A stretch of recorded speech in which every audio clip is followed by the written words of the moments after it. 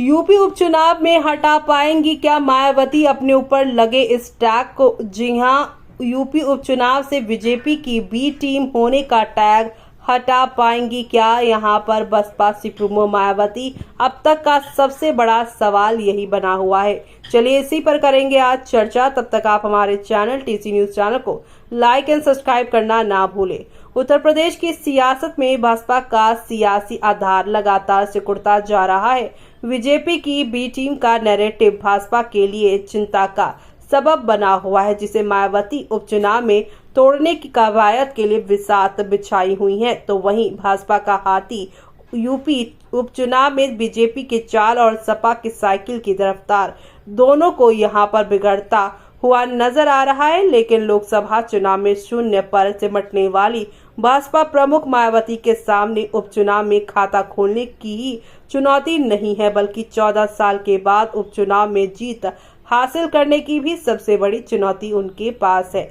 इतना ही नहीं बल्कि दलित वोट बैंक के बिखराव को रोक पाना मुश्किल हो रहा है। मायावती के तमाम प्रयासों के बावजूद दलितों का रुझान अन्य दलों की तरफ जाता जा रहा है। मायावती के उपचुनाव में कई मुस्लिम बहुल सीट पर मुस्लिम चेहरे पर दांव खेलने के बजाय स्वर्ण हिंदू समाज से उम्मीदवार उतारे हैं, जिससे सियासी गणित पूरी तरीके से उलझ गई है। यूपी उपचुनाव में अकेले उतरी भाजपा प्रमुख मायावती ने 2 मुस्लिम, 4 स्वर्ण, 2 ओबीसी और 1 दलित प्रत्याशी पर दांव खेला है। भाजपा ने जिस तरीके से अपने प्रत्याशी उतारे हैं उस पर गौर करें तो सपा से ज्यादा बीजेपी की राजनीति डगर कठिन होती दिख रही है। भाजपा कुंद्रकी, मीरापुर और कटहरी सीट पर सपा की टेंशन खड़ी कर देती है, तो गाजियाबाद, सीमामऊ, फूलपुर, करहल और मझवा जैसी सीट पर बीजेपी की राह पर कांटे बिछा सकती हैं मायावती का हाथी यूपी की जिन सीटों पर सपा का खेल बिगाड़ता नजर आ रहा है उसमें मीरापुर, कुंद्रकी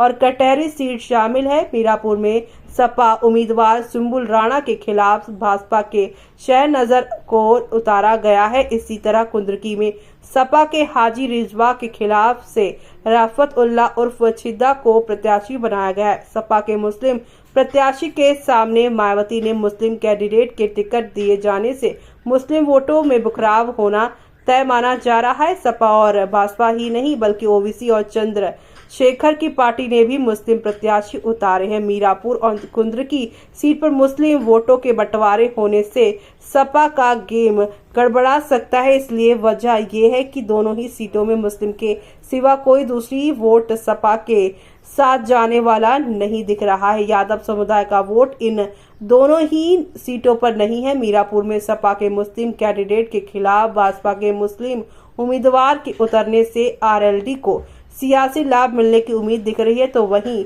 टेंशन बढ़ गई है। ऐसे में कुंद्रकी सीट पर सपा के मुस्लिम तुर्क हाजी रिजवा के सामने जो है बसपा ने तुर्क मुस्लिम राफत उल्ला को ही टिकट देकर मामला फंसा दिया है। तो वहीं आप सभी को बता दें कि बसपा के दाव से मुरझा न जाए कमल, क्योंकि यहां कहा जा रहा है कि यूपी उपचुनाव में बसपा 3 सीटों पर सपा का खेल खराब कर सकती नजर आ रही है, तो यहाँ पर 5 सीटों पर बीजेपी की टेंशन बढ़ा सकती है। भाजपा ने करहल सीट पर अविनीश कुमार साक्या को उतार रखा है, तो भाजपा ने गाजियाबाद में परमानंद गर्ग, सीमामऊ से वीरेंद्र शुक्ला, फूलपुर से जितेंद्र कुमार सिंह और मझवा दीपक तिवारी को उम्मीदवार बनाया है। इस तरह भाजपा के 4 स्वर्ण और 1 ओबीसी उम्मीदवार के उतरने से बीजेपी के लिए सियासी राह मुश्किल भरी हो गई है। करहल में सपा ने तेज प्रताप यादव और बीजेपी ने अनुजेश यादव को प्रत्याशी बनाया है, लेकिन भाजपा साक्य समुदाय के प्रत्याशी को उतार कर बीजेपी की राह में कांटे बिछा दिए हैं। हर हाल में यहाँ पर चीजें वो बिगाड़ सकती हैं। और वहीं पर आपको बता दें कि करहल में साक्य समुदाय शुरू से ही सपा के खिलाफ वोटिंग करता रहा है, जिसके चलते बीजेपी साक्य समुदाय के वोटों को अपने साथ मानकर चल रही थी। ऐसे में मायावती ने साक्य प्रत्याशी उतार कर बीजेपी के लिए सियासी संकट खड़ा कर दिया है। ऐसे में अब आपका इस पर क्या कहना है, हमें कमेंट बॉक्स में कमेंट करके बताना बिल्कुल भी ना भूलें।